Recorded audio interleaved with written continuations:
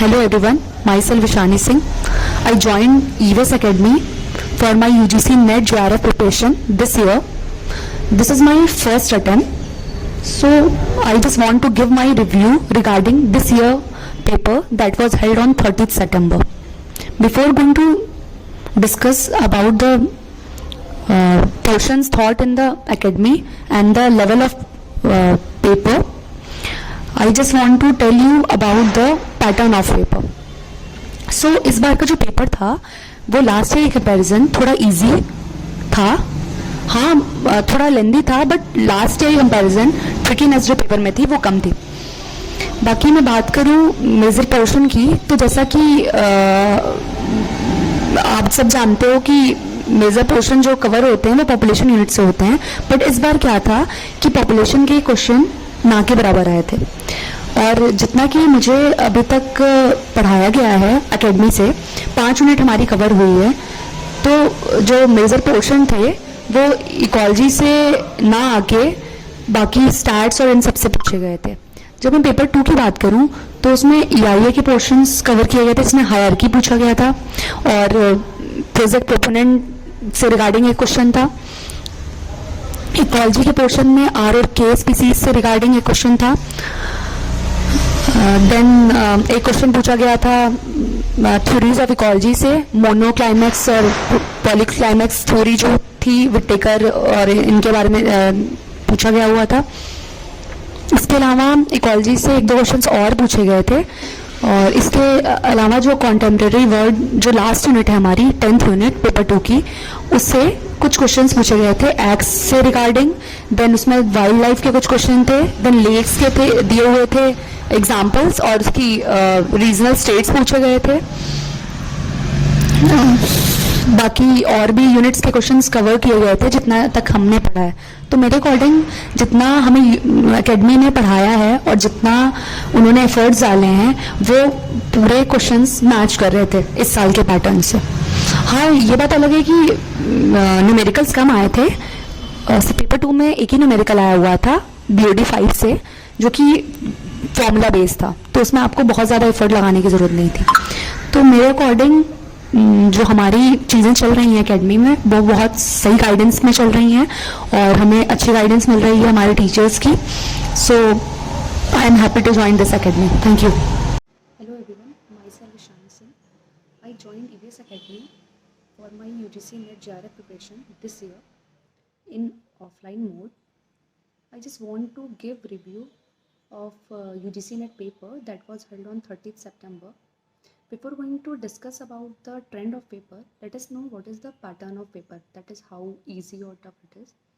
तो इस बार का जो पेपर था वो लास्ट ईयर के कंपैरिजन इजी था बट लेंदी था. जैसे कि लास्ट ईयर पेपर देखा था मैंने तो वो थोड़ा सा ट्रिकी था और उसमें कुछ क्वेश्चन थे जो टफ़ थे. मतलब जो डायरेक्टली फॉर्मूला बेस्ड नहीं थे, उसके लिए कोई डिफरेंट फॉर्मूला को हमें फॉलो करना पड़ रहा था. तो दूसरी बात मैं करूँगी कि जो दोनों पेपर थे, पेपर 1 और पेपर 2, इसको करने में थोड़ा टाइम ज़्यादा लगा क्योंकि ये थोड़े लेंदी पोर्शन में थे. तो पेपर 1 की अगर मैं बात करूँ तो पेपर 1 का जो पोर्शन था वो बेसिकली पैसेज बेस्ड था. देन उसमें मिसिंग नंबर्स के कुछ क्वेश्चन आए हुए थे और उसके बाद DI पूछा हुआ था. देन उसके अलावा टीचिंग और रिसर्च एम्पलीट्यूड के कुछ क्वेश्चंस थे. बट इस साल बहुत डायरेक्ट क्वेश्चन पूछे गए थे जिसका कि आंसर अगर किसी ने उसको गो थ्रू किया है तो वो ईजिली दे सकता था. और पेपर 2 की अगर मैं बात करूँ, जितना कि हमें एकेडमी में पढ़ाया गया है उसके अकॉर्डिंग 5 यूनिट कवर किए थे हमने. और इस बार के जो पेपर का क्वेश्चन आए हुए थे वो 5 यूनिट में से सारे क्वेश्चंस क्रैक हो रहे थे. तो मैं कहना चाहूँगी कि ये इस बार के पेपर में जो 5 यूनिट आए थे उसके जो क्वेश्चंस थे वो मैं डिस्कस करना चाहूँगी आपके साथ कि किस किस टॉपिक से वो क्वेश्चंस आए हुए थे. तो सबसे पहले मैं बात करूँगी इकोलॉजी पोर्शन के. जैसा कि सब जानते हो कि इकोलॉजी पोर्शन से ज़्यादा क्वेश्चंस आते हैं, बट इस बार उतने क्वेश्चंस नहीं थे, बट 2-3 क्वेश्चंस पूछे गए थे. जैसे कि एक माइक्रोबियल एक्टिविटी वाला क्वेश्चन था, एक पूछा गया था थ्योरी ऑफ इकोलॉजी से, मोनोक्लाइमैक्स और पॉलीक्लाइमैक्स दिए थे, उसके सामने साइंटिस्ट के नाम दिए थे, उसको मैच द फॉलोइंग के थ्रू पूछा गया था. और इसके अलावा EIA के कुछ क्वेश्चंस आए हुए थे. EIA की हायरार्की पूछी गई थी. एंड देन उसका प्रोजेक्ट प्रोपोनेंट का पूछा गया था कि किस किस सिचुएशन में प्रोजेक्ट सेट करने के लिए EIA लेना वैलिड होता है. और देन इसके बाद अगर मैं बात करूँ जो लास्ट यूनिट पेपर 2 की कॉन्टेम्प्रेरी इश्यूज़ की, तो उससे कुछ क्वेश्चंस पूछे गए थे डायरेक्टली, जैसे कि मैज़ अ फॉलोइंग पोर्शन में लेक से दी गई थी। देन उसके सामने पूछा गया था कि ये किस लेक जो है ये किस रीजन या फिर स्टेट ऑफ इंडिया से बिलोंग करती है। तो ओवरऑल मानिए तो इस बार का जो पैटर्न था वो लास्ट ईयर कंपैरिजन इसलिए भी इजी लगा हमें क्योंकि हमारे कोचिंग में मेजर पोर्शन जो थे ये 5 यूनिट के वो कवर किए गए थे। और जैसा कि हम जानते हैं कि पिछले कई सालों से पॉपुलेशन इकोलॉजी के पोर्शंस ज़्यादा पूछे जा रहे हैं और पोल्यूशन के भी सेक्शंस को कवर किया जा रहा है। बट इस बार अगर कंपेयर करें तो पोल्यूशन से ना के बराबर ही क्वेश्चन पूछे गए थे।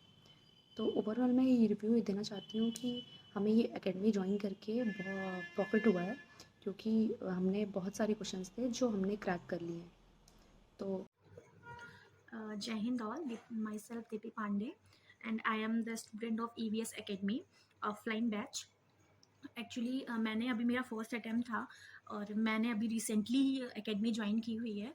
तो हमारी एकेडमी में अभी बेसिकली 5 हमारी यूनिट्स कवर की गई हैं। उसमें से हमारी जैसे हमारी इकोलॉजी कवर कर दी गई है, हमारा क्या कहते हैं structure and composition of earth and environment cover कर दिया गया है।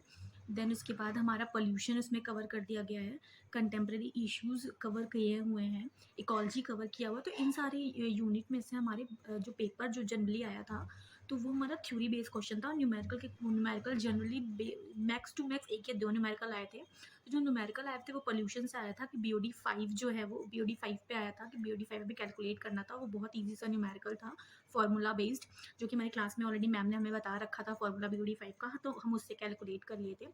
और यूनिट 1 से क्वेश्चंस काफ़ी सारे आए थे। तो यूनिट 1 में जो क्वेश्चंस आए थे जनरली वो हमारे स्ट्रक्चर और कंपोजिशन ऑफ अर्थ आया था कि हमारा जो मेंटल होता है वो हमारे किस उसका कंपोजिशन क्या होता है, कौन से एलिमेंट वहाँ पे डोमिनेटिंग होते हैं। आइसोबार से क्वेश्चन आया हुआ था कि आइसोबार्स क्या होते हैं और वो प्रेशर ग्रेडियंट होते हैं, तो वो हमें उसमें वो बताना था। फिर हमारे ट्रोपोस्फीयर स्ट्रेटोस्फीयर से क्वेश्चन आए हुए थे और हमारे क्या कहते हैं जेड स्ट्रीम से भी क्वेश्चंस आए हुए थे, जो कि सारी चीज़ें हमें क्लास में सब में सर ने और मैम ने हमारे डिस्कस किया हुआ है। ग्राउंड वाटर एक्वाफर से क्वेश्चन आए हुए थे। तो बेसिकली ये सारे क्वेश्चन हमारे यूनिट 1 से थे और बहुत सारे क्वेश्चन हमारे एक्ट से थे कि हमारे बायोडाइवर्सिटी एक्ट वगैरह जो थे, एनवायरमेंटल प्रोटेक्शन एक्ट जो था वो सारे, और कुछ फाउंडर्स के आए थे कि क्या जैसे कि नर्मदा बचाओ जो है उनके जो फाउंडर्स हैं उन सब चीज़ों पे क्वेश्चन आए हुए थे। तो जितने सारे क्वेश्चन और अभी तक हमें जो भी कोचिंग में जो भी चीज़ें पढ़ाई गई हैं स्पेशली फ्रॉम पेपर 2, तो बहुत सारी चीज़ें मैच कर रही थी और जब हम पेपर पढ़ रहे थे तो हमें ये समझ में आ रही थी कि हाँ ये सारी चीज़ें हमें कोचिंग में डिस्कस की गई हैं और बताई गई हैं। तो इसके बेसिस पे उन 5 यूनिट के बेसिस पे जो हमने क्वेश्चंस अटेम्प्ट किए हैं तो वो उस पे हमारी गाइडेंस है कि हाँ हमारे ये सारे क्वेश्चन सही हैं। सो अभी तक तो रिजल्ट आया नहीं है, बट तो भी हमारा पेपर बहुत अच्छा हुआ है। इस 5 यूनिट से जो भी क्वेश्चंस आए थे वो हमने अटेम्प्ट कर लिए हैं। So this is all about the pattern of paper which is covered by these 5 units. Thank you. Jai Hind to all. Myself Diti Pandey, and I am here to discuss about the paper of UGC NET which is held on recently on 30th of September. So basically the pattern of paper is theory based और उसमें जो भी questions आए हुए थे theory के, जो भी थ्योरी बेस्ड क्वेश्चंस आए हुए थे, तो यूनिट 1 से क्वेश्चंस काफ़ी सारे आए हुए थे। एक्चुअली अभी तक मेरी क्लासेस में जो कवर हुए हैं वो 5 यूनिट कवर हुए हैं। तो उस 5 यूनिट में से यूजीसी में काफ़ी क्वेश्चंस जो आए थे वो काफ़ी सिमिलर क्वेश्चंस आए थे, उसी के बेसिस पे थे। जैसे यूनिट 1 से क्वेश्चंस बहुत सारे आए थे जो कि हमारे structure and composition of earth से आए थे कि मेटल कोर वगैरह का कंपोजिशन क्या होता है, उसके बेस पे क्वेश्चन आए हुए थे। कुछ क्वेश्चंस हमारे आए हुए थे क्या कहते हैं जेड स्ट्रीम वगैरह पे कि हमारी एस्ट्रोलीज जो होती हैं और एस्ट्रोलीज और क्या कहते हैं जेड स्ट्रीम्स जो होती है वो किस तरह से इनकी डायरेक्शन क्या होती है। कोरोनल इफेक्ट से क्वेश्चन आए हुए थे जो कि हमारी क्लास में पूरे डिस्कस किए हुए हैं।